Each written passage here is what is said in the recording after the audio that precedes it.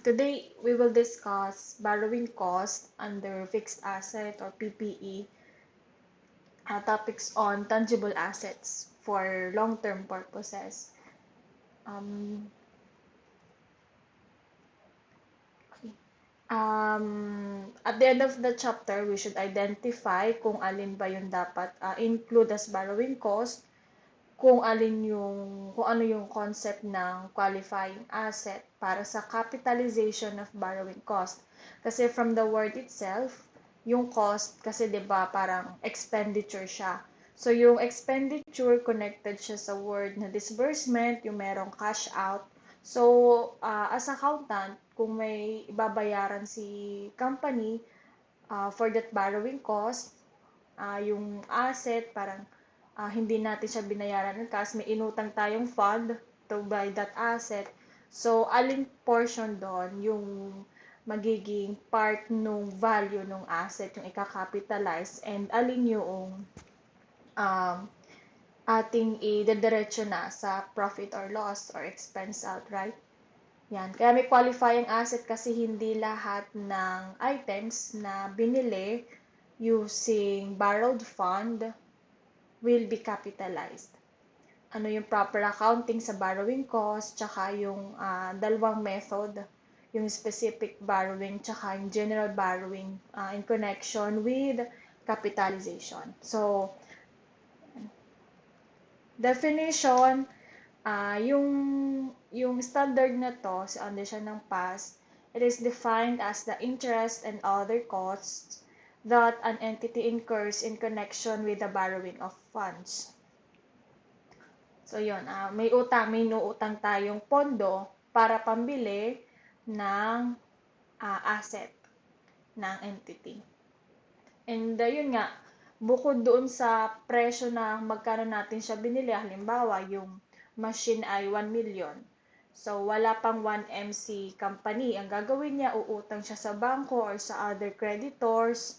Sasabihin niya, pautang ako. Tapos sasabihin niya, ni creditor or ng bangko, sige, pahihiramin kitang 1M, pero dahil utang yan, at ikaw yung magbe-benefit sa 1M, magpapatong ako na interest na 5% annually or 10% annually. Kung 10% annually, meaning yung 10% interest at yung other cost to obtain that loan, yung borrowed fund, ayan yung papasok sa borrowing cost. It is specifically, the costs specifically include interest expense calculated using effective interest method. Yan. Effective interest method na pag-aralan na natin siya sa loan receivable. Finance charge with respect to finance lease. Finance lease, pag-aaralan yan tungkol sa lease, accounting for lease. And exchange difference arising from foreign currency borrowing to the extent that it is regarded as an adjustment to interest cost. Okay. So, at a quick glance, yan yung content ng borrowing cost. So, start tayo dito sa borrowing cost. So, it is defined as the interest from borrowings. In short, general treatment kasi expense siya. Pero kapag yung main purpose niya is to buy a fixed asset na kung hindi tayo magbaborrow ng fund, hindi tayo makakakuha ng fixed asset na gagamitin ni company. So, under past 23, yung dinefine kanina ito, may mga amount na kinakapitalize. Tapos, tinitingnan natin kung pasok siya as qualifying asset yung item na binili using the borrowed fund. 3 conditions, pag-aaralan mamaya, that expenditure, the entity incurs the expenditure for the asset, na yung interest doon sa inutang nating pondo is incur natin dahil bumili tayo ng asset. So, dapat for asset siya. Incurs borrowing cost. So, nung bumili tayo ng asset, meron tayong costs galing sa pagkakautang natin, pagkakahiram natin ng pera. entities undertakes activities to prepare the asset for its intended use. Yung commencement, ibig sabihin, kailan ika-capitalize. Ngayon, kailan natin ititigil na yung pagka-capitalize no borrowing cost. Kasi kung annual, yung interest ay annually. So, hanggat hindi nababayaran yung hiniram na pondo, dire-diretso yung interest. So, kailan siya titigil? So, titigil siya during extended period in which active development is interrupted. We'll discuss later. Not suspended if the delay is due to normal delays, tapos temporary delays lang siya na hindi siya magkakaroon ng major effect sa pagkakaborrow natin sa asset, sa paggamit doon sa asset. And if it is substantial technical and admin work, kumbaga hindi siya operational, more on dapat yung suspension is directly connected doon sa development or doon sa paggamit natin ng asset. Cessation, when substantially all of the activities necessary to prepare the qualifying asset for intended use or sale are complete. Ibig sabihin ng cessation kung kailan matatapos yung pagkakapitalize natin ng borrowing cost. So, commencement, kailan mag-i-start, suspension, kailan titigil, parang suspended muna pag nasa school, suspended yung student, pero for a certain period lang siya. Tapos, cessation, kung kailan titigil na talaga. So, dito ay kailan mag-start, kailan muna titigil, pansamantalang titigil. Cessation, kailan tapos na. Okay? Yan.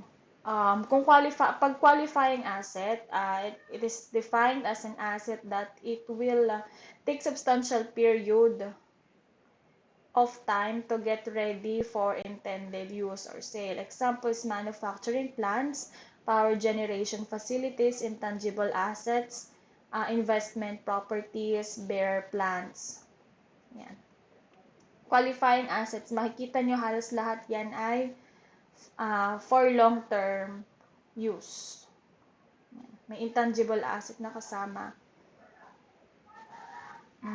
What's next? Kung anong method, kung siya ba ay under ng specific borrowing or general borrowing. So, kapag specific borrowing, the computation for the capitalizable amount is equal to the actual borrowing cost less income from temporary investment. So, actual borrowing cost less income from temporary investment. Per asset yan, specific borrowing. Dahil sa specific borrowing naka-state nung umutang tayo, in-state natin kung para saan yung pagkakautang na yon. General borrowing, average carrying amount of the asset during the period times capitalization rate. Yung capitalization rate is the weighted average borrowing cost over the total general borrowing cost. So, mayroong formula dyan mamaya na mag-appear. Ang capitalizable amount under general borrowing is capitalizable amount as long as it should not exceed the actual borrowing cost. Okay, yan yung first purview or summary ng topic na to. So, wala pa naman dyan example problem. Okay, qualifying asset yan. Pinakita naman kanina na an asset is necessary takes a substantial period of time to get ready for the intended use or sale. Kumbaga, bago pa natin gamitin ang manufacturing plant, ito yung planta talaga As in, meron kang malaking lupa, tapos maglalagay ka doon ng, magmamanufacture ka ng semento. Yun ay manufacturing plant na bago mo pa siya magamit, siguro more than a year mo pa siya i-construct. Bukod pa yung planning, kasama pa doon yung planning stage. Power generation facility, yan malalaki din siya. Intangible asset, lalo na yung mga software, computer software, antivirus, bago pa siya publicly magamit. Yan. O yung mga franchise, madami pa siyang dinadaan ng proseso, although intangible siya. Papag-aralan siya sa sunod na module, yung intangible asset. Investment property, again, yung sa kapag yung property is not intended for operation, na parang kaya siya binili is for kung lupa para hihintayin tumaas yung value ng lupa saka ibebenta, tapos hindi naman gagamitin ni company for its operation, so papasok at investment property. So dito, yung sa PP is investment property. Kapag investment property, is i-check natin kung ano yung purpose talaga ni company, if it's really for its own investment. Yan, investment. Kapag PPE, normally, paggamit siya sa operation, PPE siya. Okay. It does not require capitalization of borrowing costs relating to the following. Asset measured at fair value, such as biological asset, kasi may sarili itong standard, lalo kapag fair value. Why? Kasi yung borrowing cost, it does not depend on the market. Nakadepende siya kung magkano yung nasa kontrata nyo ng pagkakautang doon sa pondo, pagkakahiram sa pondo na ginamit. Inventory, of course, hindi siya kasali kasi ito ay held for sale. Yan. In large quantity on a repetitive basis, such as manufacturing whiskey. Yan. Even if it takes substantial period time to get ready for sale. So, dito sa definition na to, yan, get ready for the intended use or sale. Kasi, compared sa, di ba kapag whiskey, wine, bago mo siya i-benta sa public, pagtanda ng wine, masi-search nyo, pagtanda ata ng wine, pagsarap, minsan 10 years pa siya brew ba yung term? Di ko tanda yung term. Pero pagka-harvest ng mga grapes or kung ano man yung gamit dyan, mga 10 years, 5 years, ilang years pa siya na bago pa siya maibebenta. Fermentation ba yung term? Yan. So, ito yung example. Ito kasi itong mga ito, kapag once nagawa na, hindi na ulit gagawa si company ng similar items for this unless for expansion purposes. Dito naman kasi gumagawa siya, although it takes time to create the inventory. Yan. Parang lumalabas na sa inventory siya papasok sa standards ng inventory. Assets that are ready for their intended use or sale. So, kung bibili tayo tapos ready to make na siya, ready to use pala, sorry. Yan. Kapag ready to use, so parang PPE ata to papasok, titingnan natin kung alin yung mga direct attributable cost na idadagdag natin sa value ng asset. Kapag naman ready for sale, so papasok siya sa inventory. Accounting for borrowing cost. So, past 20, dalawa yan eh. Yan. It shall be capitalized if the borrowing cost is directly attributable to the acquisition, construction, or production of a qualifying asset. Kailangan muna ma-identify natin kung qualifying asset yung tinatanong ng problem. It is mandatory kasi yun nga, it mandates. The borrowing costs that are directly attributable to the acquisition, construction, or production of a qualifying asset or borrowing costs that would have been avoided if the expenditure on qualifying has not been made. Na kung wala yung borrowing cost na yon, yung directly attributable, wala tayong mapopurchase or mako-construct, ma-acquire na qualifying asset. So, ang test niyan, para ma-check kung directly attributable siya, is kung tatanggalin natin yung cost na yon, mapapasa atin pa din ba yung asset? If yes, so hindi siya directly attributable. Pero kung no, directly attributable. So in short, kapag yung cost is super kailangang i-incur para makuha natin yung item, capitalizable siya. Yung iba, yung mga indirectly related na, halimbawa, yung meron kang staff na siya yung nag-aasikaso, tapos siningil ka ng meal, kasi nung pumunta ka doon sa yung creditor, sabi niya nagutom siya, bumili siya na baka i-depensa niya na kung hindi po ako kumain, hindi magtutuloy yung transaction. So, expense siya. Although connected siya sa pag-purchase, o sa pag-borrow, hindi siya directly attributable mismo sa asset. Okay? In other words, if the borrowing is not directly attributable to a qualifying asset, the borrowing cost is expensed immediately. So again, ang ibig sabihin ng capitalizable is i-add siya sa value ng asset sa kanyang acquisition cost or sa kanyang carrying amount. Kapag naman expensed outright, diretso siya sa income statement under expenses or sa loss. Asset financed by specific borrowing. The standard provides that if the funds are borrowed specifically for the purpose of acquiring a qualifying asset, the amount of capitalizable borrowing cost is the actual borrowing cost incurred during the period less any investment income from temporary investment for those borrowings. Kapag tungkol sa specific borrowing, madali lang. Kasi pag sinabi ng problem, the borrowing cost is specifically incur for the construction of a manufacturing plant. So, ang computation mo lang ng borrowing cost will be the actual borrowing cost incurred. Minsan yung interest lamang, kung may additional cost pa, directly attributable. Tapos ima-minus mo kung anong mga income yung nagkuha mo while you are borrowing the fund. Yan. So, yun yung capitalizable borrowing cost mo. As an example, at the beginning of the current year, an entity obtained a loan of 4 million pesos at an interest rate of 10% specifically to finance the construction of a new building.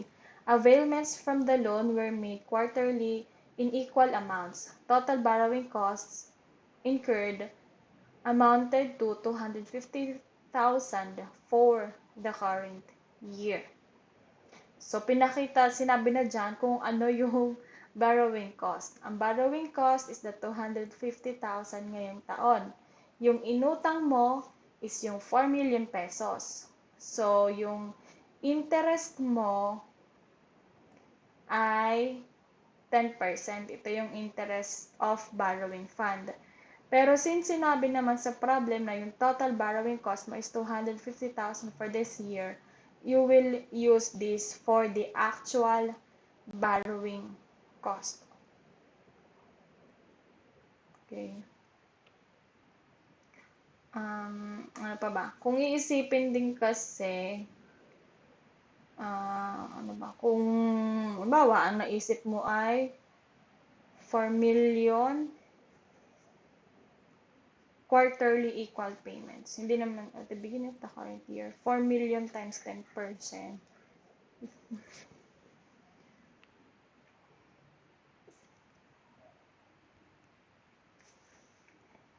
Excuse me. 4 million times 10% is 400,000.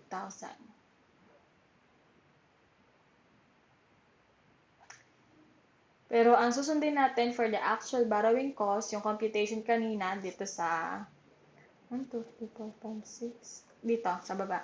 Actual borrowing cost less income from temporary investment. Okay? So, nandyan, given na sa problem yung actual borrowing cost. Now, prior to the disbursement, prior na mabigay sa atin ito, the proceeds of the borrowing were temporarily invested. Inutang natin to, na-receive natin. Pero bago pa natin to i-disburse para magsimula yung construction, ininvest daw natin itong 4 million na inutang natin sa, hindi mo sinabi kung saan, basta ininvest natin siya.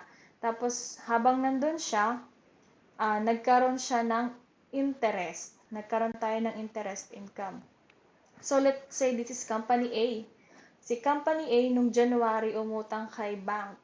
So, binigay ni bank nung January yung 4 million. Ngayon, si Company A nung February, sabi ay hindi pa naman tayo makakapag-start ng construction. June pa tayo makaka-start. So, June pa daw. Pero nasa kanila na yung pera. The board of Company A decided that on February, yung 4 million i-invest nila sa Company B. Ngayon, yung investment nila kay Company B,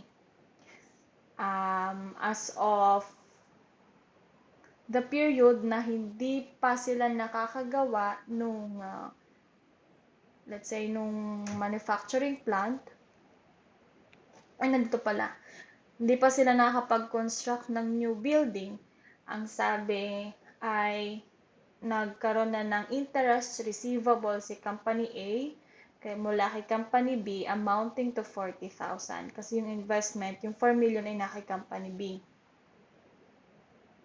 Yan. So, nag-earn na ng interest.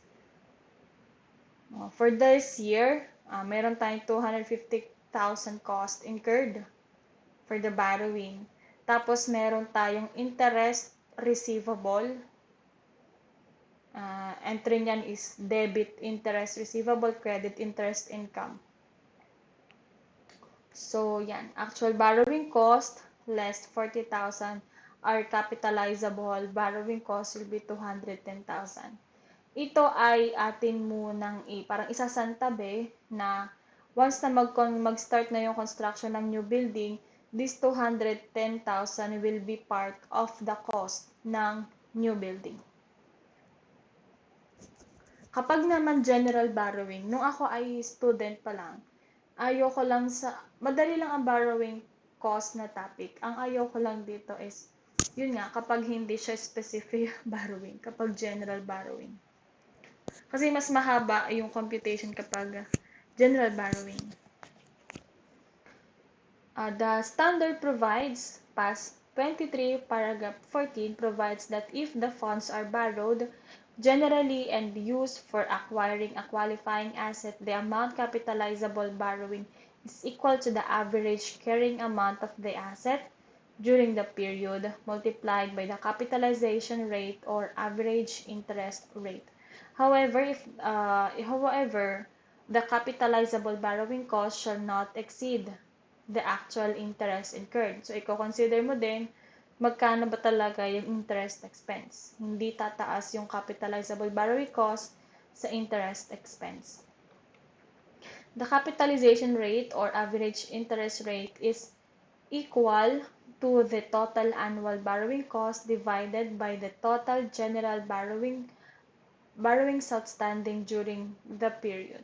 No specific guidance is provided for general borrowing with respect to investment income. Accordingly, the investment income from general borrowing is not deducted from capitalizable borrowing cost. So, unlike specific borrowing cost, hindi natin tinitingnan yung ating interest income or investment income galing doon sa pagkaka-invest natin sa fund na yon, yung sa proceeds na nare-receive natin. Ito, yung 40,000. So, illustration, entity had the following borrowings on January 1 this year. The borrowings were made for general purposes. So, makita nyo, borrowings to general purposes. So, pasok agad sa isip nyo yung general borrowing. And the proceeds were partly used of finance construction of a new building. So, principal, borrowing cost. Ang principal natin is magkano yung inutang natin. Lumalabas na tatlo yung pagkakautang natin. We have loan from the bank. Umutang tayo sa creditor pero babayaran din agad within 1 year kaya siya short term. Ito naman ay umutang tayo, loan sa ibang entity na more than, siguro after 1 year ay hindi pa natin ba siya bayad. So, depende sa kontrata itong dalawa. Ayun lahat. Umutang tayo ng una, 3M. Umutang tayo sa pangalawa, 1.5M. Umutang tayo sa pangatlo, 3.5M. Now, the borrowing cost is stated. Yan. Paano siya nakuha? Although given siya, nakuha siya by multiplying the principal to the interest stated. So, 3 million times 10% is 300. 1.5 times 12%. Wala akong calcu. Parang, ito pala. So, 1.5 times 0.12, 180. Tapos, 3.5 times 0.08, 280. So, lahat dyan is 760. Construction of the building was started on January 1 and was completed on December 36 of the current year. Expenditure for the building, magkano daw yung cost nung kinonstruct natin yung building as of December 31, we have around 4 million cost na. So, umutang tayo, marami tayong inutang, 8 million. Tapos, within the year, ang ginagawa lang natin na qualifying asset is the building na as of December 31, 4 million na yung ating nagagastos. Okay? Again, the formula, we will consider the average carrying amount of the asset during the period times capitalization rate. Okay, going back, yan. So, yung given kanina, yan. Itong 4 million na ito, kukuhanin natin yung average cost niya. We will not use directly yung total cost. So, yung average cost niya is 2 million pesos for the current year. Kinuha siya, so alam ko, siguro marunong na kayo mag-average naman sana. Ayan, expenditure nung January 1 is 400,000. Since January 1 to December 31, 12 months siyang outstanding. Multiply, and then M plus. Kung kayo yung marunong ng M plus, M minus, memory recall sa calculator. Kung hindi, pwede nyo i-check sa YouTube yung mga calculator. Ako ay pag ganitong problem, dati, bili talaga kami scientific calculator, pero pwede din naman yung calculator, yung pantindahan tinatawag yung may sound. As long as merong memory recall, memory parang M plus, tsaka M minus, yan. Okay na. Tapos sa March 31, as of hanggang December 31, merong 9 months. Tapos January 30, and so on and so forth hanggang ito. Ito ay 0 kasi in-incur natin siya at the end of the year. So, hindi siya naging outstanding balance nung lahat ng expenditures na yan. So, total mo divided by 12 months will be 2 million. Another approach. So, same lang sa unang part, kopyahin mo yung nasa given. What you will do now is every time na i-multiply mo kung ilang months siyang outstanding, automatically i-divided by 12 mo na. Tapos saka ka mag-M plus. At yung total na makukuha mo will be 2 million. Yan. Capitalization rate is computed by dividing the total annual borrowing cost and the total general borrowing. Ngayon yung 760,000, yung total cost, yung may multiply natin sa interest, i-divide natin siya sa 8 million pesos. So, kung mag-print kayo ng ganyang problem, maisama ko sa modulo sa exam, i-divide nyo na agad itong borrowing cost sa principal. Makukuha nyo yung capitalization rate. Okay.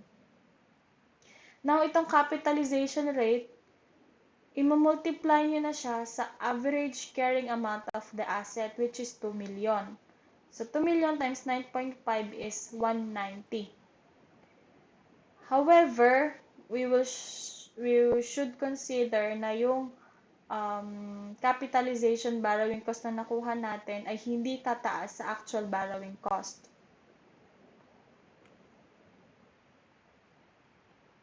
Okay. Iko-compare natin siya sa actual borrowing cost. which is the 760,000. Comparing 190 to 760, mas maliit yung 190.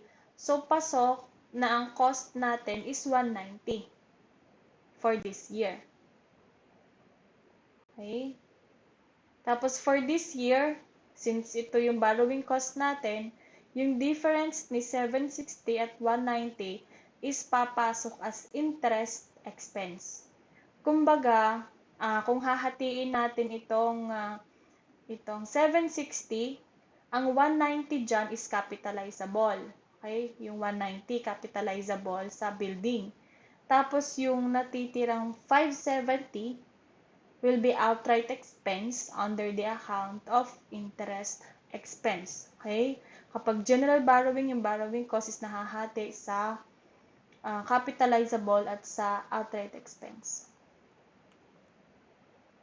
Asset financed for both specific and general borrowing. Example is at the beginning of the current year, the entity borrowed 1.5 at the interest of 10%, specifically for the construction of a new building. The actual borrowing cost on this loan is 150. So, ito pa lamang, sa simulang paragraph, alam na natin siya ay specific. However, yung sunod na statement, meron na tayong nakitang word na general borrowing. So, the entity had also outstanding during the year na 5-year loan na 8% general borrowing of 7 million. The construction of the building started on January 1 and was completed on December 31. Ito yung expenditures. So, itong expenditures na ito, again, atin niyang i-average na ibabangga natin dito sa 7M. Okay? So, pwede kung gusto nyo i-try, i-pause nyo yung video, and then try nyo mag-compute. So, assuming na nag-compute na tayo, although nasa libro naman to, yung average, sana nakuha nyo siya na 2,750 using any approach yung kaninang binigay ko. Kung diretso divided by 12 or i-add mo na lahat, saka mo i-divide sa 12. Okay?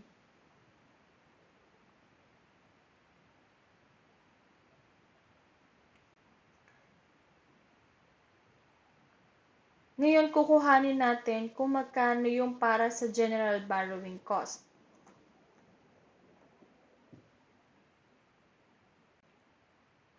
Yung average na nakuha natin sa general borrowing cost, ibabawas na, yung average expenditure na nakuha natin doon sa general borrowing, yung itong 7M. Kasi ibig sabihin ng general borrowing, pwede siyang gamitin kahit sa purpose ng company, kahit anong purpose ng company. So, part noong average expenditure na to is ginamit sa specific at sa general borrowing. Yung specific dyan is 1.5. So, although inaaraw ko siya, sana na-imagine nyo. 1.5. Yung 1.5 natin is nanggaling dito. Okay? Tapos yung natitira, 2,750 minus 1.5 is 1,250. Yung specific borrowing, although may nakalagay naman dyan na actual borrowing cost niya is 150, nakuha naman siya sa 1.5 times 10%. Ito siya. Ngayon sa general borrowing, unlike kanina na in-average natin yung mga interest rates, ito, 760 minus 8 million, is yung ngayon kasi isa lang yung general borrowing. So, kung anong percentage niya, yun na yun. Dito kasi tatlo yung general borrowing na magkakaiba pa yung interest. So, nag-average tayo ng capitalization rate. So, meron dito tayong 8%. 10% times 1.5 is 150. 8% times 1,250 is 100,000. Now, the total capitalizable borrowing cost is 250.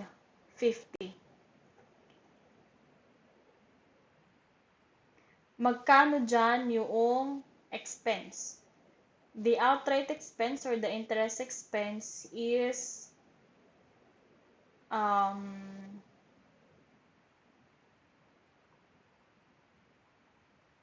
wala man sinabi si problem, no? Pero let's see kung meron susunod na problem about that. An entity had on the construction period more than 1 year. Kasi ito tapos na agad eh. So kung ano man yung matira, outright expense na siya. Kapag more than 1 year yung construction ng building, pero magkahalo pa rin ng specific tsaka general borrowing. So again, andyan yung mga expenditure throughout the year, i-average mo siya. Nung na-average mo, dapat nakuha mo yung 4.5. Kung hindi mo agad nakuha or double check mo, post this video. Now, yung expenditure mo is, yung average expenditure mo is 2.5. Tatanggalin mo dyan yung specific loan, yung amount ng specific loan mo, which is 2M. Makikita mo siya dito. Yan, specific construction loan. The applicable to general loan is the difference of the average expenditure less the specific loan. Now, yung actual expenditure in 2020 is 9 million. Tapos, yung capitalizable from the specific is 300,000. Ang capitalizable naman for the general, from the general borrowing is 300,000. So, the cost of the new building to date is 9,600,000. Computation for the next year. So, kinomplete siya nung next year pa. Na nagkaroon ng additional expenditure for the second year amounting to 10.6. Tapos, ang average interest is 10.1.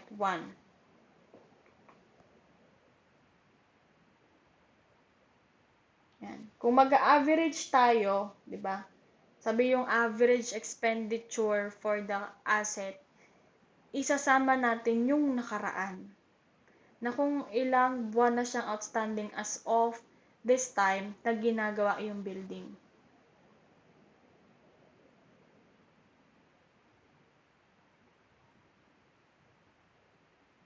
Yan.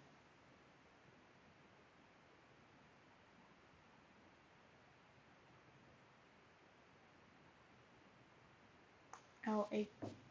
Average ngayon as of 2021 is 10.1. Average expenditure in 2021 in pala, hindi pala siya as of. So, 10.1. The applicable to specific loan is 2M. Nakuha yung 2M dito sa last year. Ang natitira for the general loan is 1.M. Kumbaga, may expenses na tayo kay building worth 10.1. Ay nagkaroon tayo na utang from a bank ba? Wala man sinabing. Amounting to 2M with 15% interest. So, ibig sabihin, kulang pa yung 2M doon sa ating nagastos na 10.6.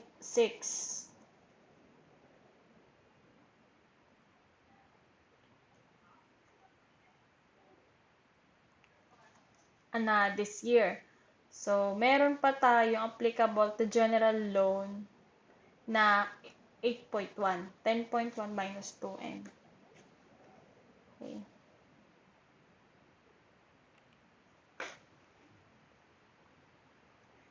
Ngayon, magkano yung actual expenditure in 2021?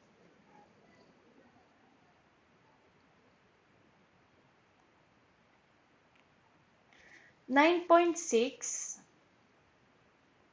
Ito siya.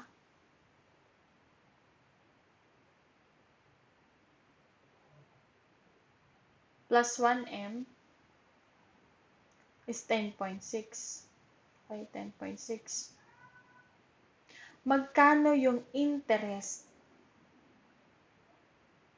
None.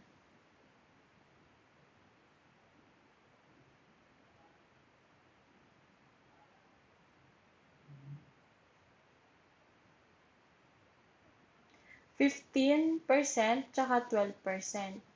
A total of 10.6 ito. Ay, sorry.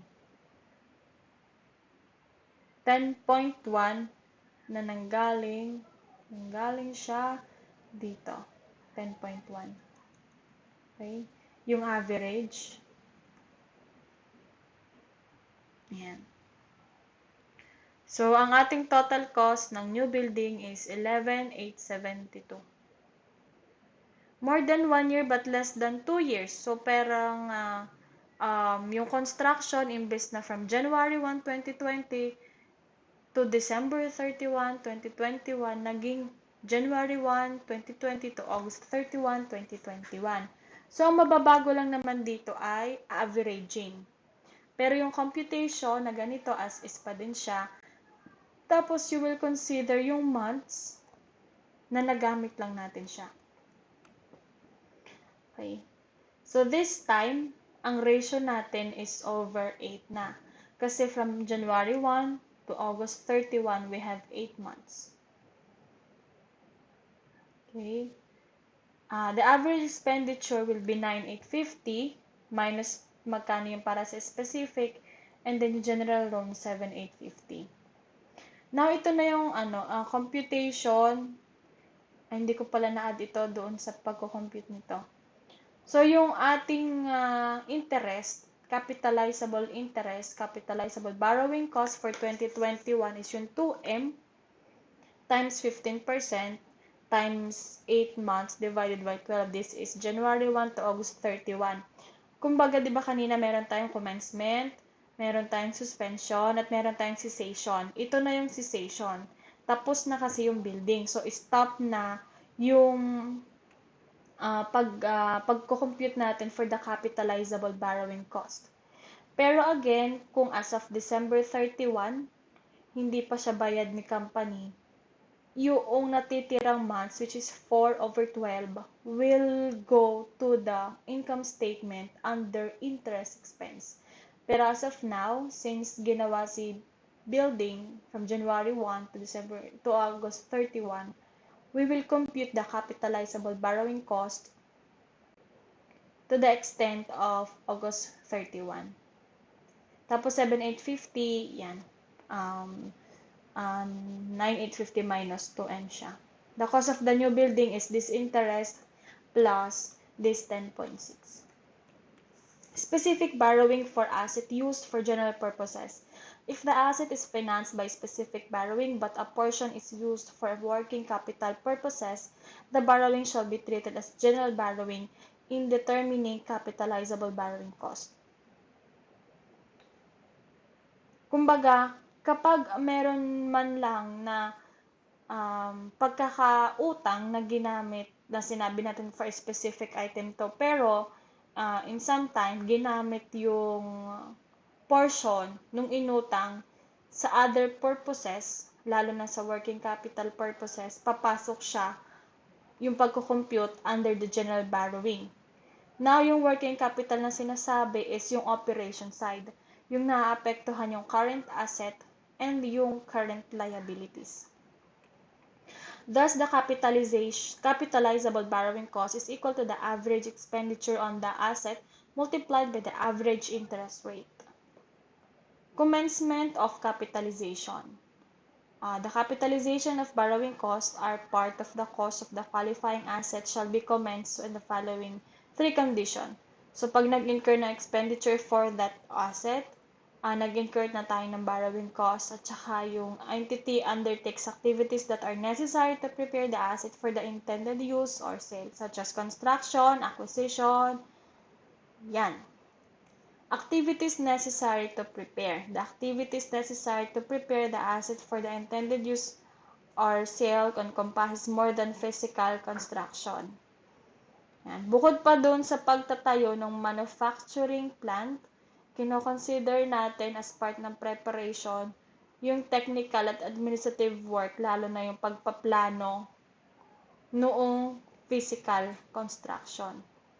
Yan, drawing of plans, obtaining permit for a building. However, merely holding assets for use or development without any associated development activity does not qualify for capitalization. For example, if the borrowing costs incurred while land is under development, these are capitalized during the period in which development activities are being undertaken. But borrowing costs incurred while the land acquired for building purposes is held without any associated development activities, that it does not qualify for capitalization kasi hindi siya nagka-qualify as a qualifying asset. This is more on theories naman. Suspension, so na-discuss ko kanina, kung kailan lang titigil muna yung pag-compute natin ng capitalized borrowing cost. Capitalization of borrowing cost is not also suspended when temporary delay. So, kanina, di ba, dalawa, temporary delay, tsaka kung merong technical and administrative work.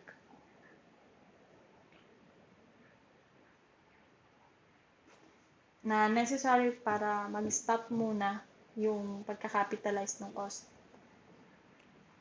For example, capitalization continues during the extended period that high water levels delay the construction of a bridge.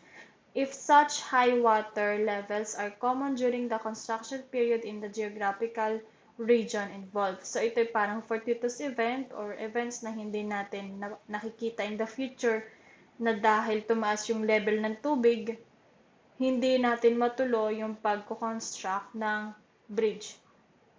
Titigil muna yung pagka-capitalize natin ng borrowing cost sa asset. Na once ulit na mag-start na sila maggawa ng building, from that time up to the time na ma-complete yung bridge ay magdire-diretso yung pagka-capitalize ng cost using the proper computation kung siya is specific or borrowing cost. Cessation. So, sa cessation, kung kailan matatapos, of course, natatapos yung cessation, yung capitalization, kapag tapos na yung ginagawa nating qualifying asset. Okay?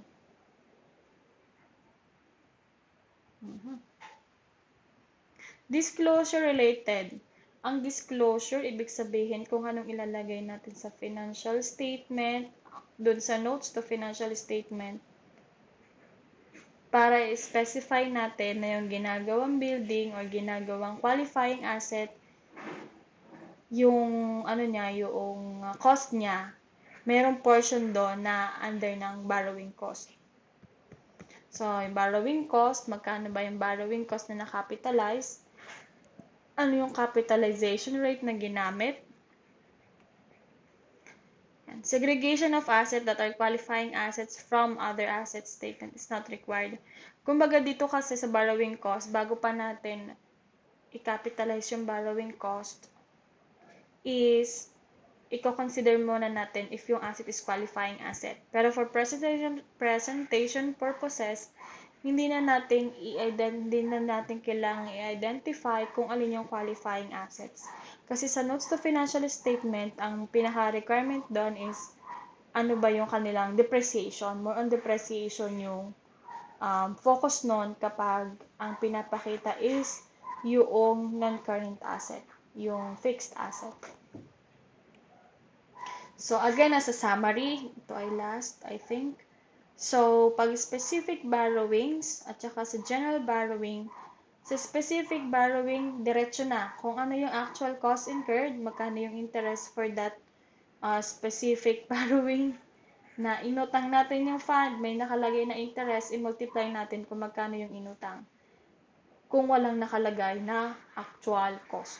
Tapos, i-deduct natin kung meron tayong interest income na nakuha while yung inutang natin is not yet used for the construction or acquisition of the qualifying asset.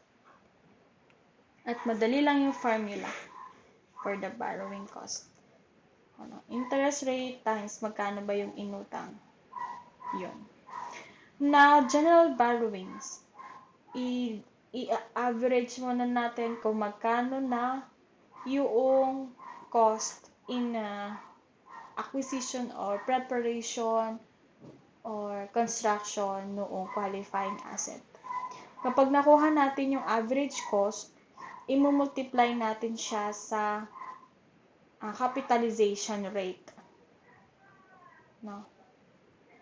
To get the capitalization rate, i-add natin yung lahat ng interest expense ng lahat ng general borrowing, tas i-divide natin siya sa lahat ng principal amount noong pagkakautang na yung lahat ng general borrowing.